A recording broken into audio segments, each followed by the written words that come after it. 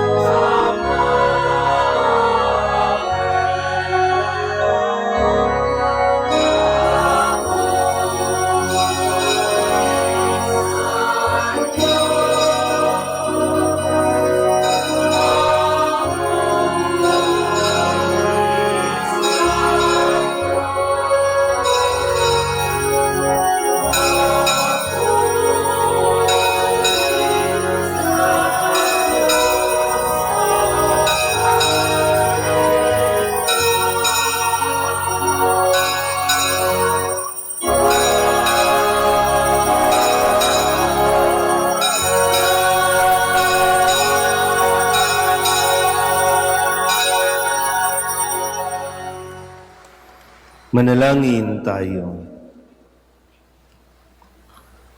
Ama naming makapangyarihan, ipinagkaloob mo ang kagalang-galang at banal na kagalakan ng araw na ito ng dakilang kapistahan ni na San Pedro at San Pablo. Pagbigyan mong masunod ng iyong sambayanan sa lahat ng larangan ang ipinamana ng mga pinagbuhatan ng simula ng relihiyon sa pamamagitan ni Jesucristo kasama ng Espiritu Santo magpasawalang hanggan. Amen. Sa utos ni Herodes, pinagutan ng ulo si Santiago at ikinulong si Pedro upang hadlangan ang paglaganap ng pananampalataya kay Kristo, subalit kumilos ang Panginoon upang iligtas si Pedro na pinuno ng mga Kristiyano. Pagbasa mula sa mga gawa ng mga apostol. Noong mga araw na yon, sinimulang usigi ni Haring Herodes ang ilang kaanib ng simbahan. Pinapugutan niya si Santiago, kapatid ni Juan. Nang makita niyang ito'y kalugod-lugod sa mga Hudiyo, si Pedro naman ang kanyang ipinadakip.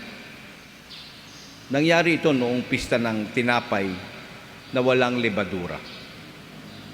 Pagkadakip kay Pedro, ito'y ikinulong at pinabantayan sa 4 na pangkat ng tig-4 na kawal. Ang balak ni Herodes ay iharap siya sa bayan pagkatapos ng pista, kaya't nanatiling nakabilanggo si Pedro. Samantalang siya'y taimtim na ipinananalangin ng simbahan. Gabi noon, si Pedro'y natutulog sa pagitan ng 2 kawal. Gapos siya ng 2 tanikala at may mga tanod pa sa harap ng pinto ng bilangguan. Siya'y nakatakdang iharap ni Herodes sa bayan kinabukasan.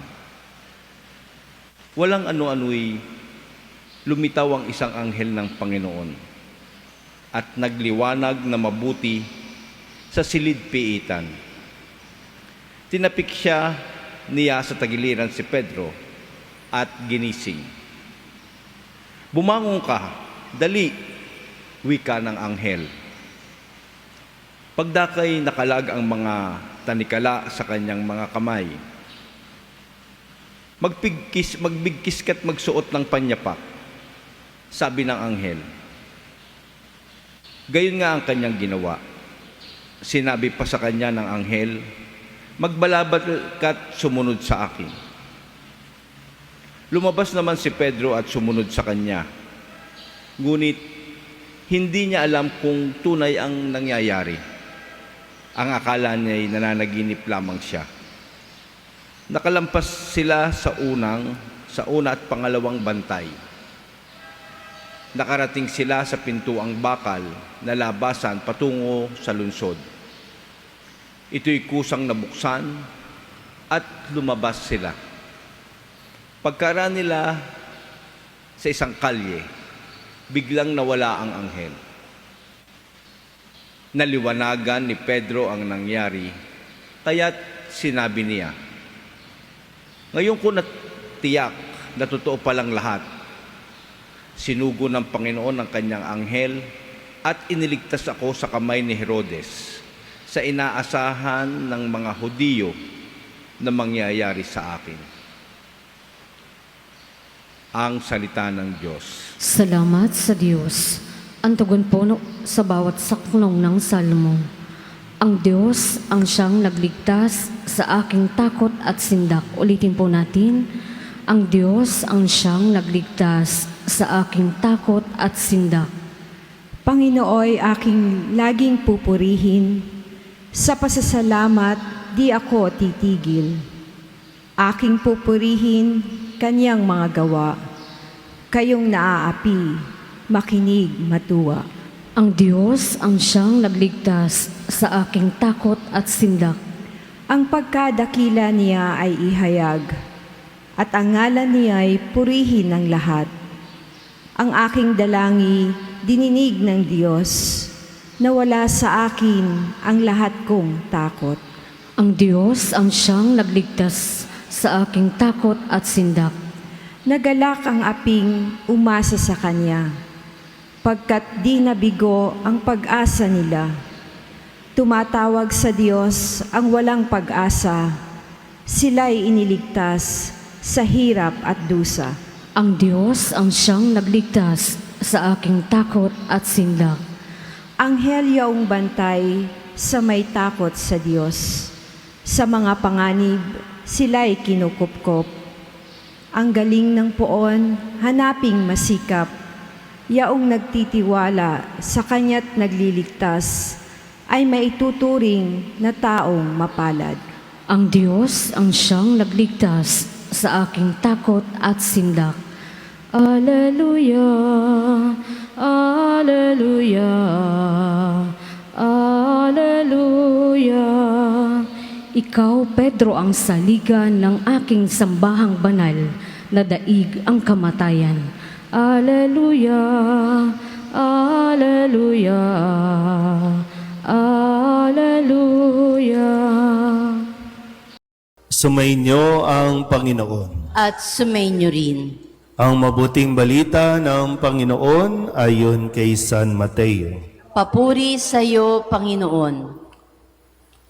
Noong panahong iyon, dumating si Jesus sa lupain ng Cesarea ng Filipos.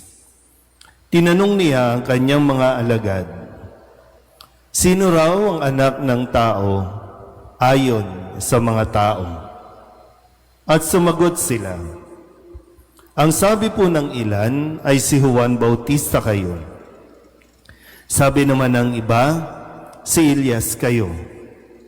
At may nagsasabi pang si Jeremias kayo o isa sa mga propeta. Kayo naman, ano ang sabi ninyo? Sino ako?" Tanong niya sa kanila. Sumagot si Simon Pedro, "Kayo po ang Kristo, ang anak ng Diyos na buhay." Sinabi sa kanya ni Jesus, "Mapalad ka, Simon na anak ni Jonas, sapagkat ang katotohanan ito'y hindi inihayag sa iyo ng sino mang tao, kundi ng aking amang nasa langit.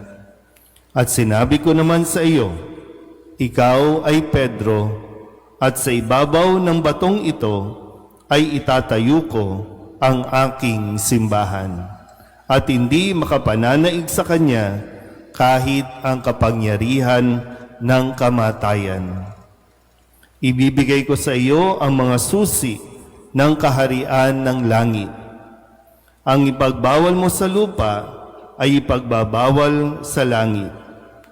Ang ipahintulot mo sa lupa ay ipahihintulot sa langit."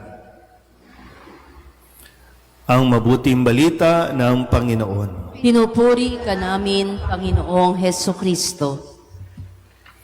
Isang magandang umaga po sa inyong lahat.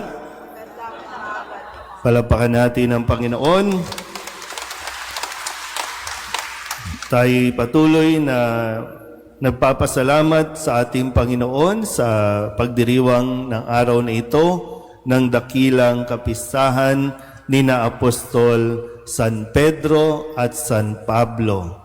Dalawang magkaiba, dalawang magkaibang pinili ng Diyos, tinawag ng Diyos para maging haligi ng ating pananampalatayang Kristiyano, at hindi lang basta maging haligi, kundi maging tagapagpahayag ng mabuting balita.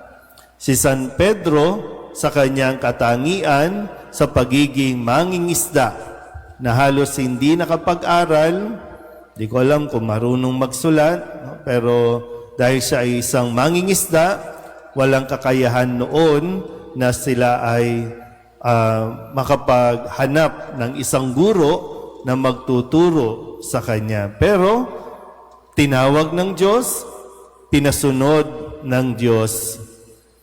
Samantalang si San Pablo ay isang taong namuhay sa kanyang sariling ego, sa kanyang sariling pride, na alam niya ang batas na dapat sundin ng bawat isa, lalo na ng mga Hudyo, kung kaya nagalit sa mga sumusunod kay Kristo.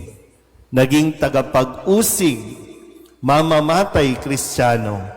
Kahit na siya ay isang matalino, pero ang kanyang puso ay naglalaman ng puro galit o kung ano pa man, no? Para umabot sa punto na patayin niya ang mga namumuhay bilang Kristiyano.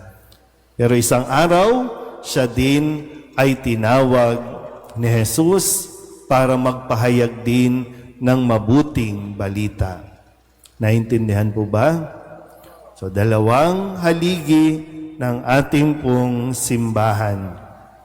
Kaya yung mga larawan po, no, ng mga imahin na makikita ninyo tungkol kay San Pablo na may hawak na espada at si San Pedro, no, na mayroong hawak na susi, na mahalaga na maintindihan natin tayo bilang mga kasapi ng isang simbahan, at dapat maging malinaw din sa iyo na ang simbahan natin ay hindi itinatag ni Pedro at San Pablo.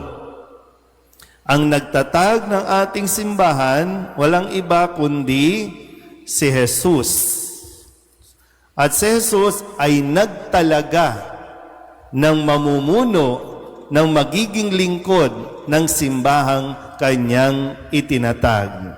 At ang pinakaunang Santo Papa ay si San Pedro. Lumipas ang panahon, ipinasa ang susi na ibinigay ni Kristo sa kanya sa iba't ibang mga panahon hanggang sa panahon natin ngayon, sa panahon ni Pope Leo. Natunghayan natin, no? Dati kasi parang tayo bilang Kristiyano, hindi natin alam kung anong nangyayari sa pinakapuno ng ating simbahan. Dahil wala tayong balita, wala tayong mababasa, pero sa panahon natin, di ko alam kung sinong Santo Papa ang naabutan ninyo, pero yung nakilala kong Santo Papa mula kay Pope John Paul II, Benedict, Francis, eto ngayon may nakaligtaan ba ako sa nakita natin, natunghayan na natin ang proseso at paraan ng pagtatalaga ng bagong pinuno ng simbahan natin. So, yung galaw, no? Hindi ito desisyon ng tao, kundi ito ay sa tulong at gabay ng Espiritu Santo, kung kaya't nagkakaroon tayo ng pinuno ng ating simbahan. Malinaw pa po ba? Uy, matatanda na tayo dito, ha? Kayong mga 530 students, no? Kasi mahalaga po na maintindihan mo din. Hindi pwedeng sasabihin mong Katoliko ka, pero ayaw mong sumunod sa mga ipinatutupad ng simbahan. Hindi pwedeng ito lang. Kaya nga yung bahagi ng ating pananampalataya, kapag mayroon kang hindi tinatanggap dyan, ay hindi ka talaga Katoliko. Kasi dapat yan, yung buong ating ipinapahayag ay tatanggapin natin. Hindi man natin lubusang naunawaan dahil ang ilan sa mga bahagi ng ating pananampalataya ay misteryoso pa rin. Pero nagtitiwala tayo dapat sa ating pinuno, no, sa simbahan. Kaya nga, yung kapangyarihang ipinagkaloob kay Pedro, yung kapangyarihang ipinagkaloob kay San Pablo na magpahayag sa iba't ibang bahagi ng mundo. Kaya ang sabi, malinaw naman po ang sabi dito, ipinagkakaloob ko sa iyo ang susi ng aking simbahan. Sabihin nyo nga po, simbahan. Yan. Ano man ang ipagbawal mo sa lupa, ipagbabawal sa langit. Ang ipahintulot mo sa lupa, ipahihintulot sa langit. Ibinigay yan ni Kristo kay Pedro. Isang kapangyarihan na hindi dapat abusuhin, isang kapangyarihan na hindi dapat pang sarili lamang, kundi isang kapangyarihan na may kalakip na responsibilidad dahil anuman ang kanyang ididikta, anuman ang kanyang sasabihin, maaring ikapahamak ng bawat isa sa atin, bawat isang miyembro ng simbahan na ipinangalaga naman sa kanya. Di ba? Kung maalala niyo po, bago ito, sabi ni Kristo kay Pedro, iniibig mo ba ako, Pedro? Pues, pangalagaan mo, pakainin mo ang aking mga tupa. So kung may mapapahamak, pananagutan yan ni Pedro. Pananagutan yan ng Santo Papa. Kaya dapat napakaingat, mapanuri, na anuman ang kanilang i-declare ay talagang nasa paggabay ng Espiritu Santo. Kaya kung pananatilihin natin din, Katoliko tayo, nabinyagan tayo, tapos kapag may dineclare, may sinabi ang simbahan, tayo mismo kumukontra, si Kristo ang kukontrahin natin. Para bang mas magaling pa tayo sa Espiritu Santo para malaman natin mali ang sinasabi niyan. Bagamat si Pedro at ang mga sumunod pa ay tao lamang, tao pa rin, may limitasyon. No? May hangganan ang kanilang mga sinasabi, may kahinaan pa rin. Pero hinding-hindi pababayaan ni Kristo ang kanyang simbahan. Kaya nga, kahit anong iskandalo ang dumating, ang naranasan ng ating simbahan, nananatili itong nakatayo.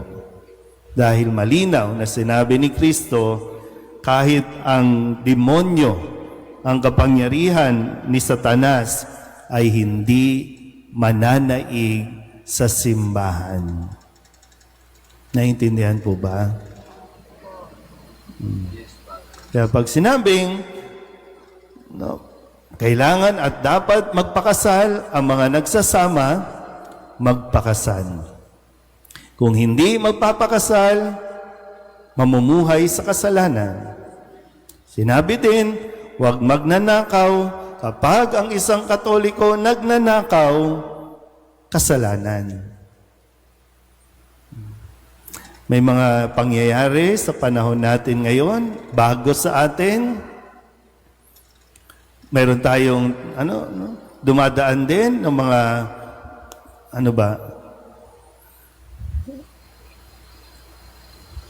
may mga nangyayari sa lipunan natin na kinakailangan magsalita ng simbahan, kailangan natin pakinggan. Dapat tayong magpagabay at magtiwala na kung ang Panginoon ang naglagay kay Pedro, ang pumili kay San Pablo, magtiwala tayo sa Diyos at kung saan man tayo dadali ng Espiritu Santo.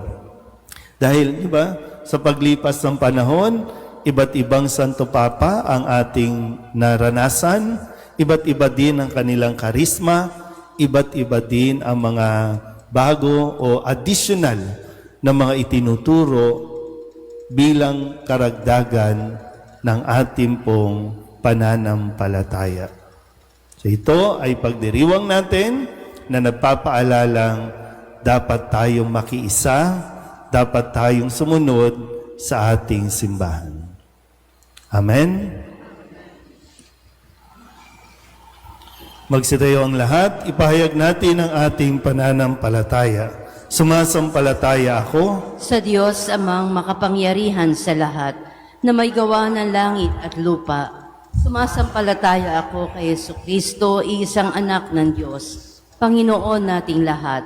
Nagkatawang tao siya, lalang ng Espiritu Santo. ipinanganak ni Santa Maria ang Birhen, pinagpakasakit ni Poncio Pilato, ipinako sa krus na matay inilibing, nanaog sa kinaroroonan ng mga yumao, na may 3 araw na buhay na maguli, umakyat sa langit, naluklok sa kanan ng Diyos amang makapangyarihan sa lahat. Doon magmumula paririto at huhukom sa nangabubuhay at nangamamatay na tao. Sumasampalataya naman ako sa Diyos Espiritu Santo, sa banal na simbahang katolika, sa kasamahan ng mga banal, sa kapatawaran ng mga kasalanan, sa pagkabuhay na muli ng nangamatay na tao, at sa buhay na walang hanggan. Amen. Halina't manalangin tayo sa Ama upang patuloy niyang gabayan ang kanyang bayan. Sa tulong ng panalangin ng mga apostol at pagpupunyagi ng kanilang mga kahalili, buong tiwala tayong manalangin. Panginoon, pagpalain mo ang iyong bayan. Panginoon, pagpalain mo ang iyong bayan. Para sa simbahan, ang sambayanan ng Diyos naway buong giting niyang ipahayag ang Ebanghelyo at akayin ang sangkatauhan tungo kay Kristo, ang tunay na liwanag ng mundo. Manalangin tayo. Panginoon, pagpalain mo ang iyong bayan. Para sa lahat ng mga pinuno ng bayan, maging sandigan nawa sila ng lipunan sa pamamagitan ng kanilang pagtanggol sa karapatan ng bawat mamamayan, pagpapahalaga sa kapayapaan at paglingap sa mga dukha, mahihina at maliliit sa lipunan. Manalangin tayo. Panginoon, pagpalain mo ang iyong bayan. Para sa mga nagdurusa at nalalagay sa matinding pagsubok, matagpuan nawan nila ang ganap na pagkalinga ng poong may kapal na siyang nagliligtas sa lahat ng nagdurusa. Manalangin tayo. Panginoon, pagpalain mo ang iyong bayan. Para sa lahat ng pumanaw na, pagkalooban nawa sila ng makatarungan at maawaing Panginoon ng walang hanggang buhay at mapabilang nawa sila sa hanay ng mga apostol, banal at mga anghel sa langit. Manalangin tayo. Panginoon, pagpalain mo ang iyong bayan. Upang mamayani ang kapayapaan sa gitnang silangan sa Ukraine at sa buong mundo, at ipag-adya nawa ang sangkatauhan sa karahasan, kasakiman at pang-aabuso ng kapangyarihan na nagdudulot ng paghihirap at kamatayan sa marami. Manalangin tayo. Panginoon, pagpalain mo ang iyong bayan. Sa ilang sandali ng katahimikan, itaas natin sa Diyos ang ating mga personal na kahilingan. Gayon din ang mga kahilingan ng mga taong lubos na nangangailangan ng ating panalangin.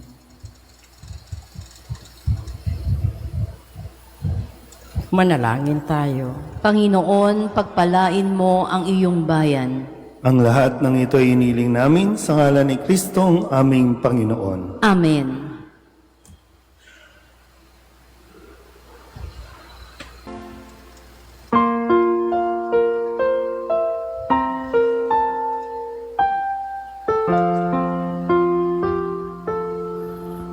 Manalangin kayo mga kapatid upang paghahain natin ay kalugdan ng Diyos Amang makapangyarihan. Tanggapin nawa ng Panginoon itong paghahain sa iyong mga kamay, sa kapurihan niya at karangalan, sa ating kapakinabangan at sa buong sambayanan niyang banal.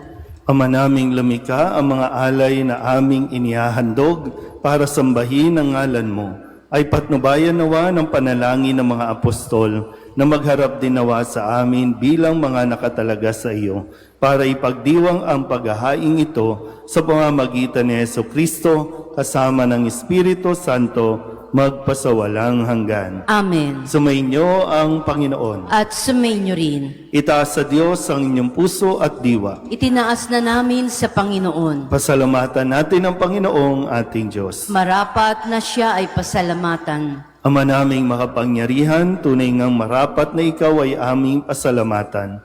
Nilob mo ngayong aming ikagalak na si San Pedro at San Pablo'y kapwa matapat sa pananampalatayang inihayag at inilaganap. Binuo ni San Pedro ang sambayan ng tinipon ng anak mong pinananaligan ng ilan sa Israel noon. Si San Pablo'y tagapagturo at tagapagpaliwanag sa iba't ibang mga tao na nais mong matawag. Silang dalawa'y mayroong magkaibang larangan sa paglilingkod kay Kristo sa iisang sambayanan. Kapwa nila tinamo ang pulong ng tagumpay na ngayoy dinarakila sa buong sanlibutan.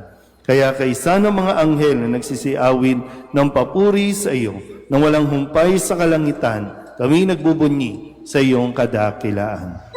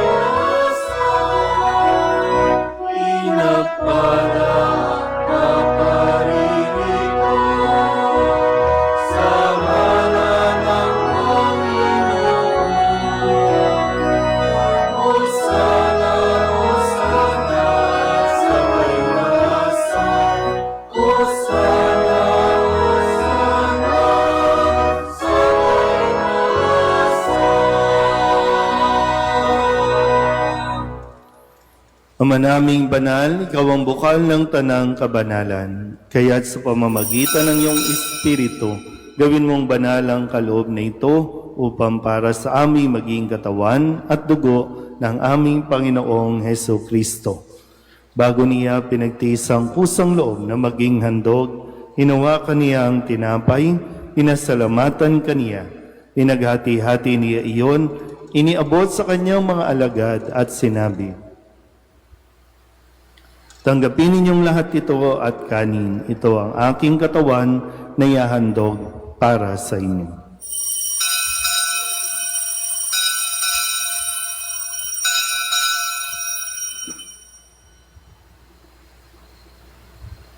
Gayun din naman nang matapos ang hapunan, inawakan niya ang kalis, muli kaniyang pinasalamatan.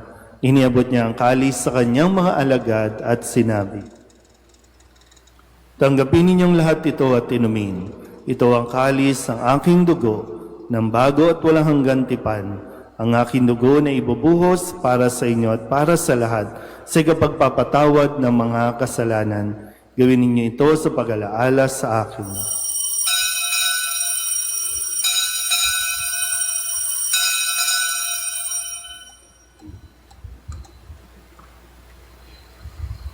Ipagbunyi natin ang misteryo ng pananampalataya.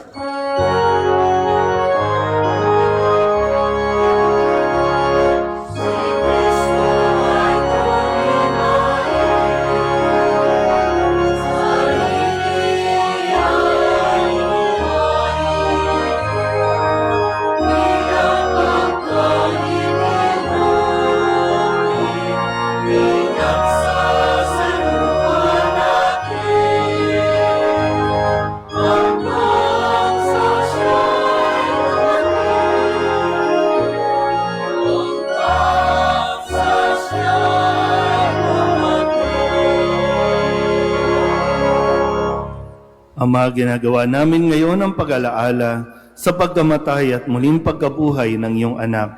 Kaya tiniaalay namin sa iyo ang tinapay na nagbibigay buhay at ang kalis na nagkakaloob ng kaligtasan. Kami nagpapasalamat dahil kami iyong minarapat na tumayo sa harap mo para maglingkod sa iyo. Isinasamo namin kami magsasalo-salo sa katawan at dugo ni Kristo ay mabuklod sa pagkakaisa sa pamamagitan ng Espiritu Santo. Ama, lingapin mo ang iyong simbahang laganap sa buong daigdig Puspusin mo kami sa pag-ibig, kaysa ni Leo na aming Papa at ni Jose na aming Obispo at ng Tanang Kaparian. Alalahanin mo rin ang mga kapatid naming nahimlay na may pag-asang sila'y muling mabubuhay, yayin din ang lahat ng mga pumanaw. Kawaan mo sila at patuloyin sa iyong kaliwanagan. Kawaan mo at paghindapating kaming lahat na makasalo sa iyong buhay na walang wakas. Kaysa ng mahal na Birheng Maria ni Ina ng Diyos, ng kabiyak ng puso niyang sa San Jose, kaysa ng mga apostol at ng lahat ng mga banal na namuhay dito sa daigdig ng kalugod-lugod sa iyo, may pagdiwang nawa namin ng pagpupuri sa ikararangal mo sa pamamagitan ng iyong anak na aming Panginoong Heso Kristo. Sa pamamagitan ni Kristo, kasama niya at sa Kanya, ang lahat ng parangal at papuri ay sa iyo, Diyos amang makapangyarihan, kasama ng Espiritu Santo, magpasawalang hanggan.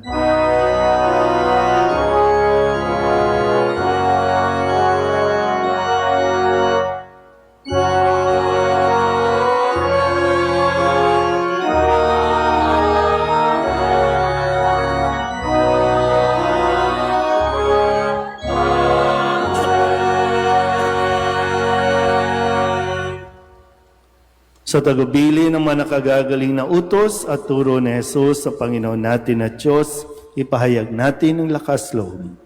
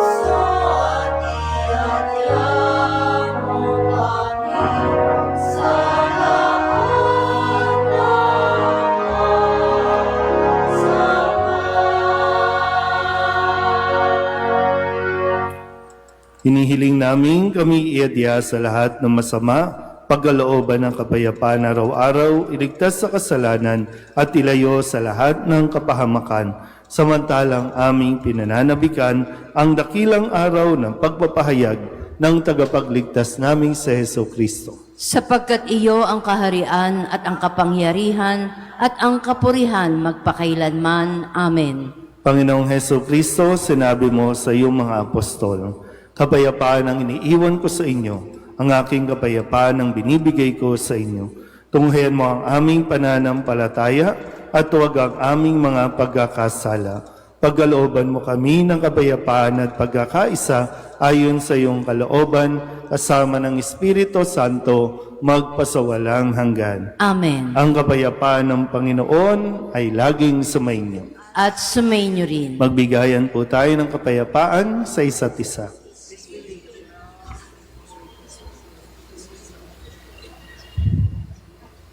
Kordero ng Diyos na nag-aalis ng mga kasalanan ng sanlibutan, maawa ka sa amin. Kordero ng Diyos na nag-aalis ng mga kasalanan ng sanlibutan, maawa ka sa amin. Kordero ng Diyos na nag-aalis ng mga kasalanan ng sanlibutan, ipagkaloob mo sa amin ang kapayapaan. Ito ang kordero ng Diyos. Ito ang nag-aalis ng kasalanan ng sanlibutan. Mapalad ang mga inaniyahan sa kanyang piging. Panginoon, hindi ako karapat-dapat na magpatuloy sa iyo, ngunit sa isang salita mo lamang ay gagaling na ako.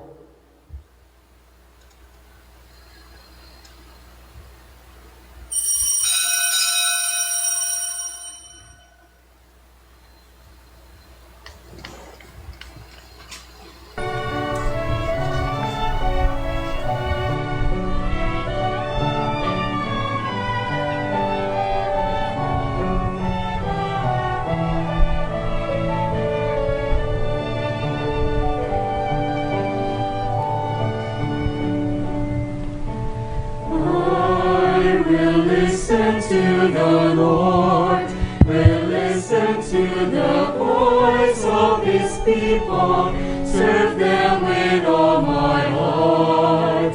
I will listen to His words and call upon the Lord for His people to live in faith and truth and in love.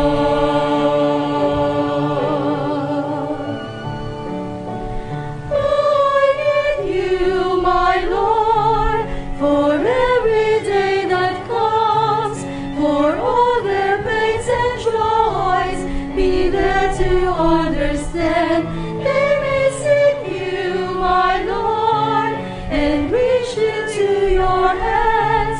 May you comfort their sorrows and heal their wounded hearts. I will listen to the Lord, will listen to the voice of His people, serve them with all my heart.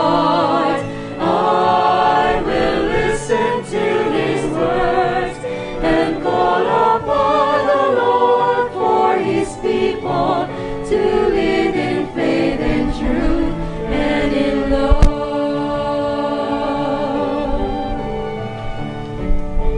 I believe you, my Lord, show them your truth and love. When darkness overtakes them, your light shines from above.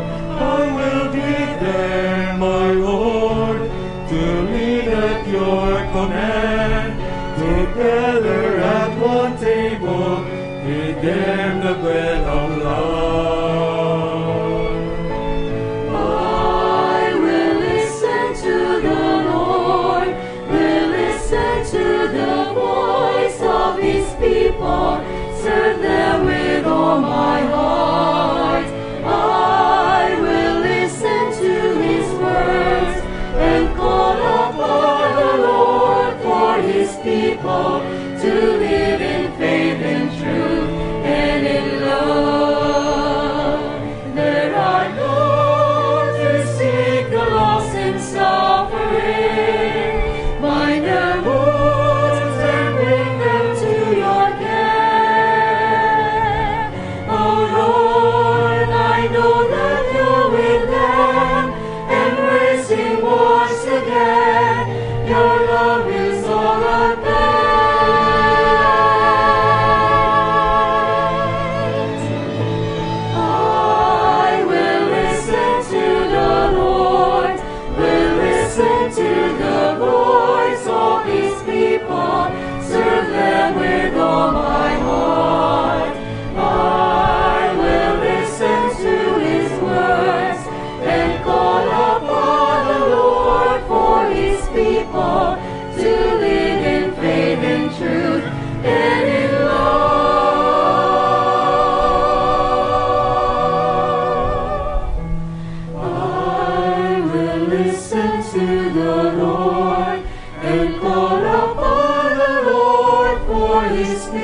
Lord, to live in faith and truth.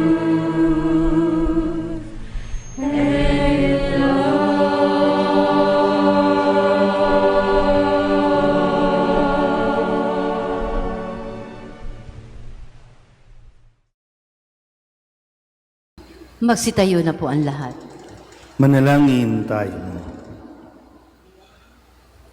Ama naming mapagmahal, kaming pinapagsalo mo sa banal na pakikinabang ay makapamuhay nawa bilang iyong sambayanang nananatili sa itinuro ng mga apostol at sa paghahati-hati ng tinapay, nagkakaisa ng damdamit isipan at pinatatatag ng iyong pagmamahal sa pamamagitan ni Jesucristo kasama ng Espiritu Santo magpasawalang hanggan. Amen. Sumainyo ang Panginoon. At sumainyo rin. Iyuko ninyo ang inyong mga ulo at tingin ng pagpapala ng Diyos. Pagpalain nawa kayo ng makapangyarihang Diyos na nagpatibay sa inyong pagkaanib sa kanyang simbahan na itinayo sa ibabaw ng matatag na bato ng pananampalataya ni San Pedro upang kayo'y magkaroon ng pananalig na walang hanggan. Amen.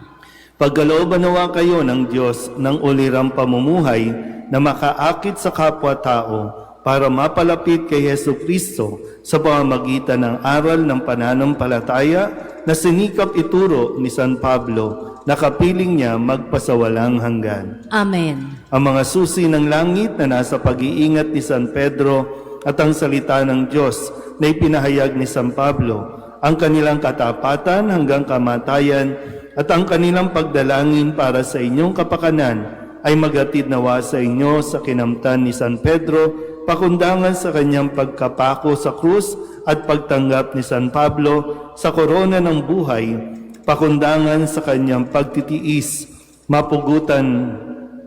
Iyon ay ang buhay na walang hanggan. Amen. At pagpalain kayo ng makapangyarihang Diyos, Ama at Anak at Espiritu Santo. Amen. Tapos ng banal na misa, mayo tayo sa kapayapaan ni Kristo. Salamat sa Diyos. Magandang umaga po.